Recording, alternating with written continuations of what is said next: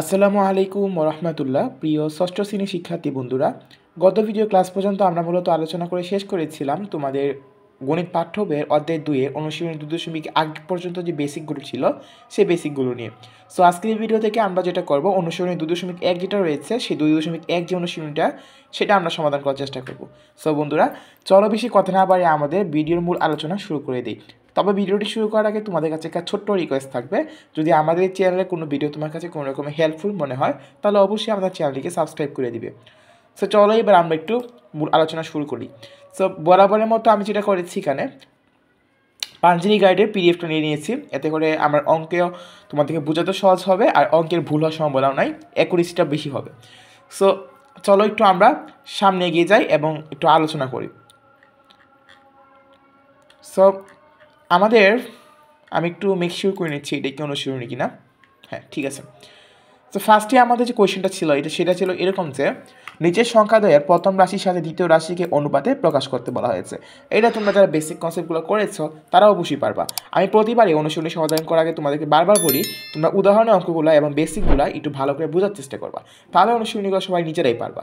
So এই যে সংখ্যাটা আমাদের রয়েছে 25 এবং 35, এটাকে আমাদের অনুপাত কীভাবে প্রকাশ করতে হবে বলো তো?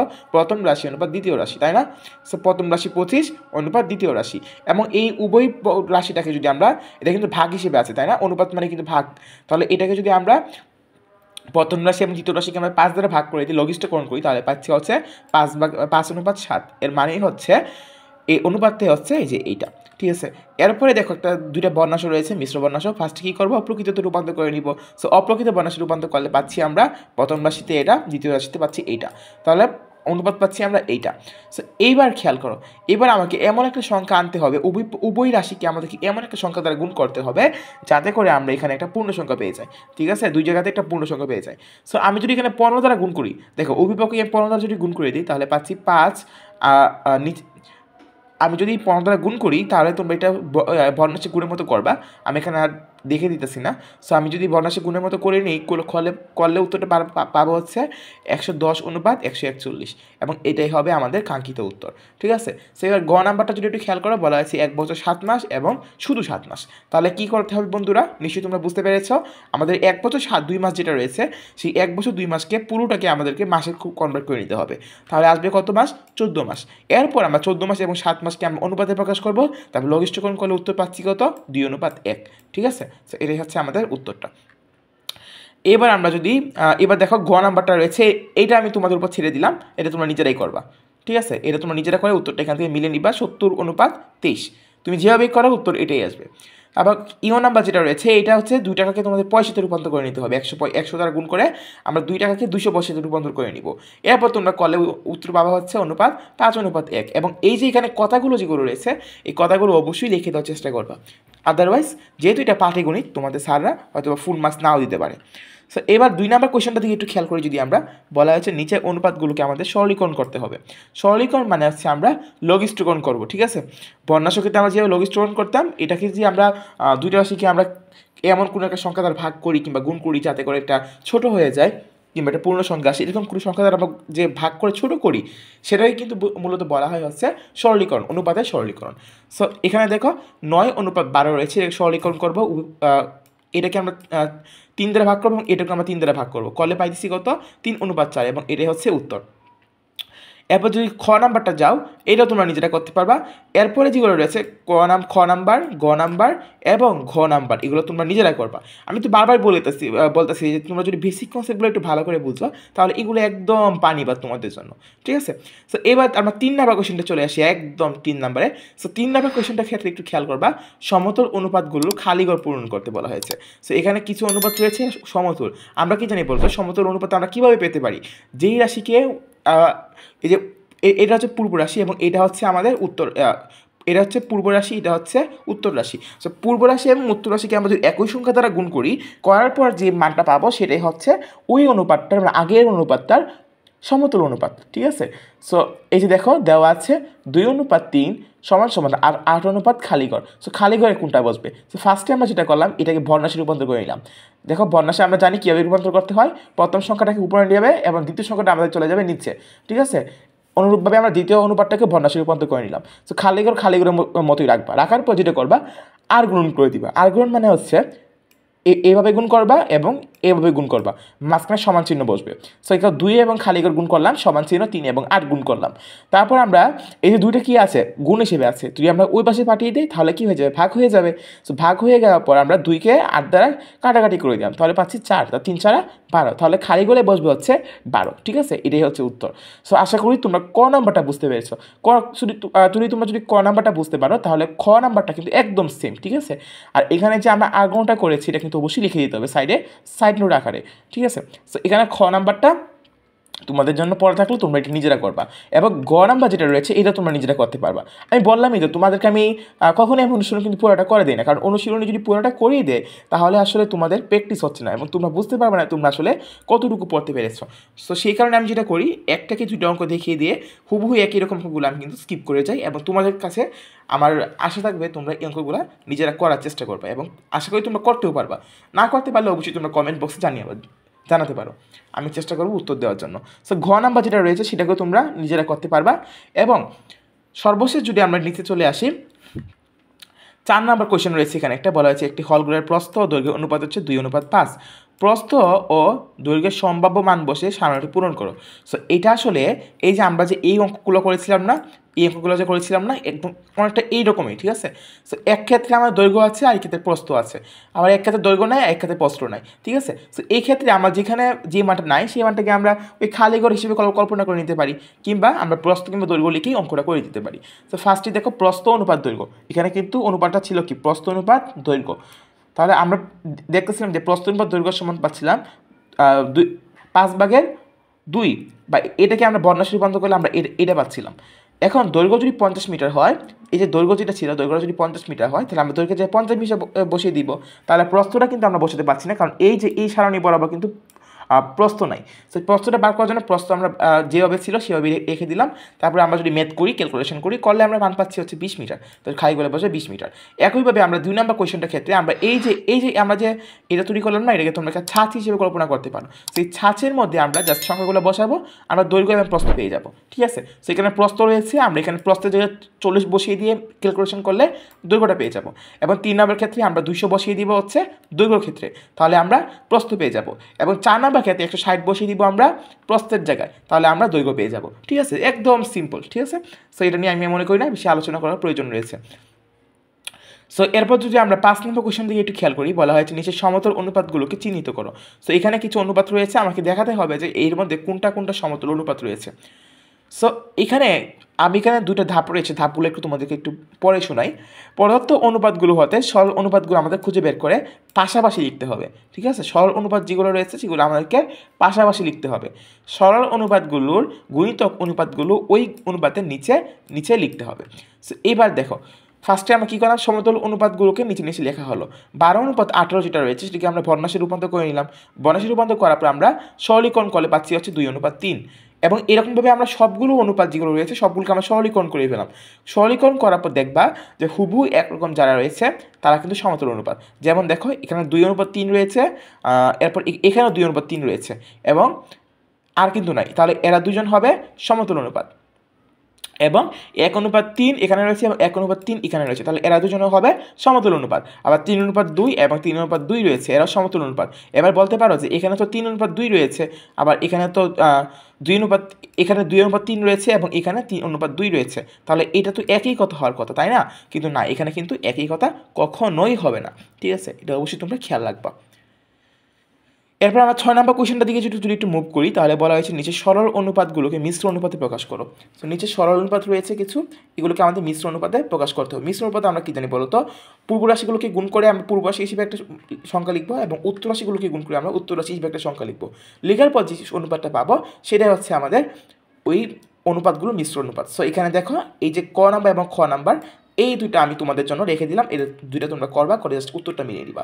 এরপর 7 নম্বর কোয়েশ্চেনটা যদি আমরা খেয়াল করি, তাহলে বলা আছে 9:16 অনুপাতটিকে আমরা ব্যস্ত অনুপাতে প্রকাশ করবো। সো ব্যস্ত অনুপাত কি আমরা একদম সোজাভাবে করতে পারি, পূর্ব রাশিকে উত্তর রাশি এবং উত্তর রাশিকে পূর্ব রাশিতে আমরা পাঠিয়ে দিব, তাহলে আমরা যেটা পাচ্ছি 16:9, এবং এটাই হচ্ছে আমাদের ব্যস্ত অনুপাত। সো বন্ধুরা, আশা করি এই ভিডিও সব কিছু তোমরা বুঝতে পেরেছো। সো এবার আমরা নেক্সট কোয়েশ্চেন দিকে একটু মুভ করি। সো আমরা যদি একটু নেক্সট কোয়েশ্চেনের দিকে একটু মুভ করি, বলা হয়েছিল যে 8 নম্বর কোয়েশ্চেনটা একটু খেয়াল করবা, নিম্নের অনুপাতগুলো কোনটি একক অনুপাত। তো এখানে একক অনুপাত আমাদের বের করতে হবে। সো একক অনুপাত মানে কি আমরা জানি বলো তো, পূর্ব রাশি এবং উত্তর রাশি যদি সেম হয় তাহলে সেটা হচ্ছে একক অনুপাত।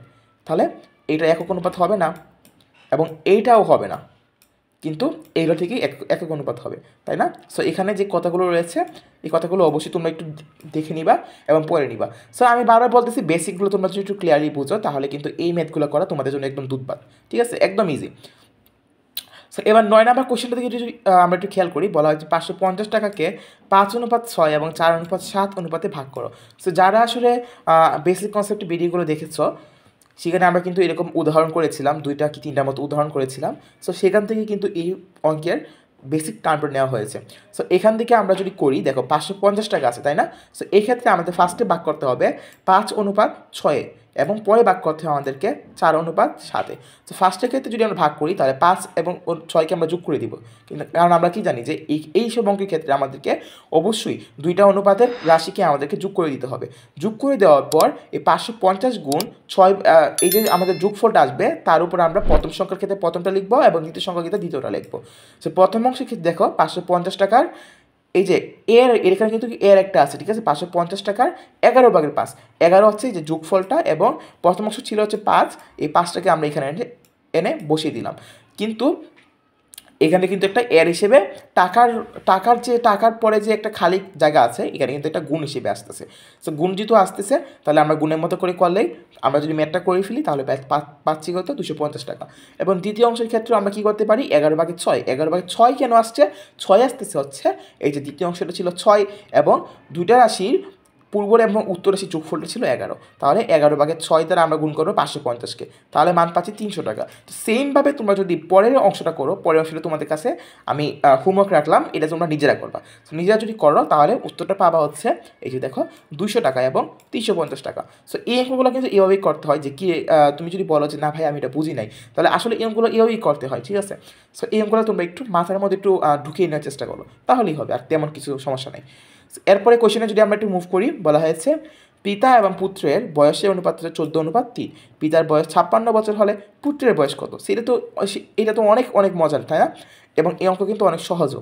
তো পিতা এবং পুত্রের বয়সের অনুপাত রয়েছে 14:3, তাহলে আমাকে এই যে পিতা এবং পুত্র এবং তাদের বয়সের অনুপাত 14:3, এটাকে যদি আমরা ভগ্নাংশে রূপান্তর করে নিই তাহলে পাইতেছি কত, পিতার বয়স ভাগ হচ্ছে নিচে হবে পুত্রের বয়স এবং তারপর হবে 14 আর নিচে হবে 3। আমরা যদি এটাকে ভগ্নাংশে রূপান্তর করে নিই, তোমরা অবশ্যই জানো কীভাবে আমরা অনুপাত থেকে ভগ্নাংশে রূপান্তর করতে পারি। সো এবার যদি আমরা দেখি একটু যে এবার আমরা যদি এখানে ক্যালকুলেশন করে দিই, দেখো এখানে কিন্তু পিতার বয়সটা ছিল। সো আমরা নিচে যেটা তারা এখানে যেটা করেছে সেটা হচ্ছে এটাকে ব্যস্ত অনুপাতে রূপান্তর করে নিয়েছে, অর্থাৎ এই যে প্রথম অংশের ভগ্নাংশ এবং দ্বিতীয় অংশের ভগ্নাংশ তারা উল্টিয়ে দিয়েছে। এটা করা যাবে, কোনো সমস্যা নেই, এটা উল্টে দেওয়া যায়। উল্টে দিলেও মান কিন্তু একটাই আসবে। এটা কেন উল্টালাম জানো, এই যে পুত্রের বয়সকে আমি উপরে রাখলাম, এখানে যে বেনিফিট সেটা আমরা একটু পরেই বুঝতে পারবো। সো এখানে নিচে কিন্তু পিতার বয়স ছিল, পিতার বয়সটা আমরা নিচেই যদি বসাই দিই 56 বছর, তাহলে আমরা যখন এই যে পিতার বয়সটাকে ওই পাশে পাঠিয়ে দিব তখন সেটা গুণ হিসেবে চলে যাবে, তাই না? কিন্তু আমরা যদি এটা উপরে রাখতাম পিতার বয়সটা, তাহলে আমাদেরকে আবার একটু 2-3 লাইন বেশি রাখতে হতো এবং একটু কষ্ট হতো, কারণ পিতার বয়সটা ওই পাশে পাঠাতাম, তারপর এই পাশে থাকতো কি পুত্রের বয়স ভাগের 1, তাই না? তারপর সেখানে আমাদেরকে একটু ম্যাথমেটিক্যাল মানে একটু আমাদের ক্যালকুলেশন করতে হতো, একটু কঠিন হতো আর কি। তো সেই কারণেই মূলত এই স্টেপটা ফলো করা হয়েছে। সো এখান থেকে আমরা পিতার বয়স পাচ্ছি 14/3 ইন্টু পিতার বয়স। সো পিতার বয়সটা আমরা যদি এখানে বসিয়ে দিই তাহলে মান পাবো এই যে দেখো তারা আবার আরেকটা কথা লিখছে, পুত্রের বয়স পিতার বয়সের 14/3 গুণ। এই কথাটা না লিখলেও চলতো, জাস্ট এখানে 56 বসিয়ে দিবা, ঠিক আছে? এটা তোমরা যদি নাও লিখো তাহলে কোনো সমস্যা নাই, তোমরা এখানে জাস্ট 56 বসিয়ে দিবা, পিতার বয়সের জায়গায় তোমরা এখানে 56 বসিয়ে দিবা। বসিয়ে দেওয়ার পর তোমরা যদি গুণ করলে মান পাবা হচ্ছে 12 বছর, তাহলে পুত্রের বয়স হবে 12 বছর, ঠিক আছে, একদম সিম্পলি। সো এবার আমরা যদি 11 নম্বর কোয়েশ্চেনটা একটু খেয়াল করি, বলা হয়েছে দুইটি সংখ্যা যোগফল 630, এদের অনুপাত 10:11 হলে সংখ্যা দুটি নির্ণয় করো। সো এটা কিন্তু এরকম একটা অঙ্ক আমরা আগে করেছিলাম, তাই না? যে এত টাকাকে আমরা কীভাবে ভাগ করতে পারি, তাই না? এরকম একটা অঙ্ক আমরা করেছিলাম। সো এই যে অঙ্ক করে এটা তোমাদের কাছে আমি হোমওয়ার্ক রাখলাম, এটা তোমরা নিজেরা করবা। এই অঙ্কগুলো কিন্তু অনেক মজা লাগে, কিন্তু তোমরা যদি বুঝতে পারো, ঠিক আছে? ফার্স্টে কী করবা, দুটো অনুপাত যোগ করে দিবা, যোগ করার পর যে যোগফলটা আসবে যোগফল থাকবে হর হিসেবে এবং লব হিসেবে থাকবে হচ্ছে যেই অংশটা তোমরা বার করতে চাচ্ছ। যদি প্রথম অংশ বার করতে চাও প্রথম অংশের রাশিটা থাকবা, আর যদি দ্বিতীয় অংশটা বার করতে চাও তাহলে দ্বিতীয় অংশে রাশিটাকে রাখবা, রাখার পর তোমরা যেটা করবা এই যে ভগ্নাংশটা পাবা সেই ভগ্নাংশের সাথে আমরা গুণ করে দিবা মোট যেটা আছে, মোট যে মানটা থাকবে সেই মানটাকে গুণ করে দিলে আমরা পাবো হচ্ছে মানগুলো পেয়ে যাবো এবং এগুলো হচ্ছে আমাদের উত্তর। সংখ্যা দুটো হচ্ছে 300 এবং 330। 12 নম্বর কোশ্চেনটা যেটা ছিল সেটা বলা হয়েছে দুইটি বইয়ের মূল্যের অনুপাত হচ্ছে 5:7। দ্বিতীয় মুটির মূল্য হচ্ছে 84 টাকা হলে প্রথমটির মূল্য কত? সো আমরা দেখো এখান থেকে যেটা করব আবার সেই পিতা পুত্র অঙ্কের মতন একটা আমরা অঙ্কটা সলভ করতে পারি। সো প্রথম বইটির মূল্য এটাকে আমরা তারা একটা লাইন এখানে স্কিপ করেছে, তোমরা চাইলে এখানে লিখতে পারো। তো প্রথম বইটির মূল্য অনুপাত দ্বিতীয় বইটির মূল্য, তাহলে 5:7 আসতেছে। এটাকে আমরা বর্ণাশ্রী রূপান্তর করলে পাচ্ছি হচ্ছে এই যে এইটা। তাহলে এখান থেকে আমরা দ্বিতীয় বইটির মূল্য যেটা রয়েছে সেটাকে আমরা ওই পাশে পাঠিয়ে দিলাম। সো ওই পাশে পাঠিয়ে দেওয়ার যে কথা পক্ষান্তর করা এবং আগ্রহণ করা কিন্তু একই কথাই হইতেছে, তাই না?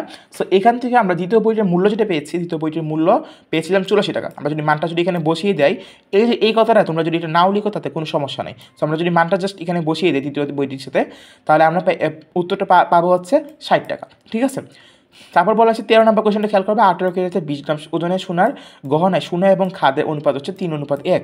ওই গহনায় সোনা এবং খাদের পরিমাণ নির্ণয় করতে বলা হয়েছে। সো দেখো 18 ক্যারেট যে কতটা আছে এটা আমাদের দেখার কোনো প্রয়োজন নেই, ঠিক আছে, এটা আমি কেটে দিই। তারপর 20 গ্রাম ওজন, তার মানে সোনার গহনার পুরোটার ওজন হচ্ছে 20 গ্রাম, তাহলে এটাকে আমরা মোট হিসেবে ধরে নিতে পারি, তাই না? এরপর হচ্ছে সোনা এবং খাদের অনুপাত, সোনা এবং খাদের অনুপাত হচ্ছে 3:1, তাহলে সোনা এবং খাদের পরিমাণ নির্ণয় করতে বলা হয়েছে। একদম সেম বেসিকগুলো তোমরা যদি আগে বুঝে থাকো তাহলে অঙ্ক তোমরা নিজেরাই করতে পারবা। সো এটা তোমাদের জন্য আমি রেখে দিলাম, তোমরা নিজেরা করে আমাকে জানাবা যে তোমরা করেছো কিনা অঙ্কগুলো। তারপর 14 নম্বরটা যদি আমরা একটু মুভ করি, তাহলে 14 নম্বরটা হচ্ছে দুই বন্ধু বাড়ি হতে স্কুলে আসা যাওয়ার সময়ের অনুপাত হচ্ছে 2:3। প্রথম বন্ধু বাড়ি হতে দূরত্ব হচ্ছে 5 কিলোমিটার, তাহলে দ্বিতীয় বন্ধু বাড়িতে স্কুলের দূরত্ব কত?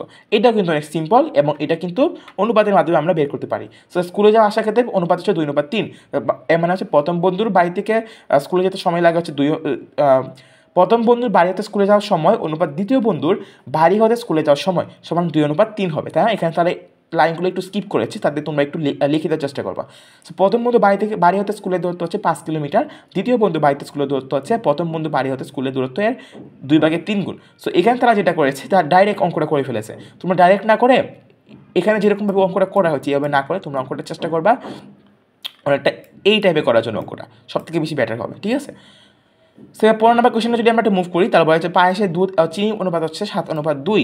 ওই পায়েসে চিনির পরিমাণ 4 কেজি হলে দুধের পরিমাণ কত? দেখছো এই যে এখানেও কিন্তু অঙ্কটা কিন্তু ঠিক এরকমভাবেই করা হয়েছে, বাট এরা এখানে বেশি পাকনামি করে ফেলেছে। সো তোমরা যদি বেশি পাকনামিটা করো না পরীক্ষা হলে, স্যাররা একদম খাতাটা নিবে এবং এভাবে কেটে দিয়ে জাস্ট এইভাবে 0 লিখে দিবে, ঠিক আছে? সো এবার কিন্তু ভুলেও করবে না, অঙ্কটা করবা হচ্ছে এইভাবে, এটা হচ্ছে বেশি বেটার হয়। সো এটা তোমরা নিজেরা পারবা, আমি তো এটা করে দিচ্ছি না। 16 নম্বর কোশ্চেনটা ছিল এরকম, দুটি কম্পিউটারের দামের অনুপাত 5:6। প্রথমটির দাম 25,000 টাকা হলে দ্বিতীয়টির দাম কত? সো এই অংশটা প্রথম অংশের অঙ্ক কিন্তু তোমরা নিজেরাই করতে পারবা। সো এটা তোমাদের উপর ছেড়ে দিলাম। দ্বিতীয় অংশটা হচ্ছে মূল্যবৃদ্ধির ফলে যদি প্রথমটির দাম যদি 5,000 টাকা বেড়ে যায় তখন তাদের দামের অনুপাতটি কী ধরনের? সো দেখো মূল্যবৃদ্ধির ফলে প্রথমটির দাম বেড়ে গেছে 25,000 যোগ 5,000, তার মানে কি 30,000 টাকা। তখন কম্পিউটারের দুইটির দামের অনুপাত হবে 30,000 অনুপাত 30,000, ঠিক আছে? আমাকে কিন্তু বলে দেয় নাই যে দ্বিতীয়টার দামও বাড়ছে, আমাকে জাস্ট বলেছে প্রথমটার দাম বাড়ছে, দ্বিতীয়টার দাম বাড়ে নাই। তাহলে 30,000 এবং 30,000 আমরা আগে অংশ থেকে পেয়েছিলাম, দ্বিতীয়টার দাম ছিল অর্থাৎ 30,000 টাকা। সো এটাকে আমরা কীভাবে করতে পারি বলতো? এটা যদি আমরা সরলীকরণ করে ফেলি তাহলে পাইতেছি 1:1, যা একটা একক অনুপাত। প্রথম কম্পিউটারটি মূল্যবৃদ্ধির পর উভয় কম্পিউটারের এর দামের অনুপাত একটি একক অনুপাত রয়েছে, ঠিক আছে? সো এই যে এখানেও কিন্তু তারা যে বেশি পাকনামি করছে, এইভাবে কিন্তু অঙ্কটা করা যাবে না, অঙ্কটা করতে হবে তোমাদেরকে এইভাবে। সো আশা করি এই অনুশীলনী সবগুলো প্রশ্ন তোমাদের কাছে খুবই ভালো লেগেছে এবং তোমরা বুঝতে পেরেছো। সো আজকের মতো ভিডিও আমরা এখানে বিদায় নিচ্ছি, দেখা হবে নেক্সট ভিডিওতে। তখন সবাই ভালো থাকবা, সুস্থ থাকবা, আল্লাহ।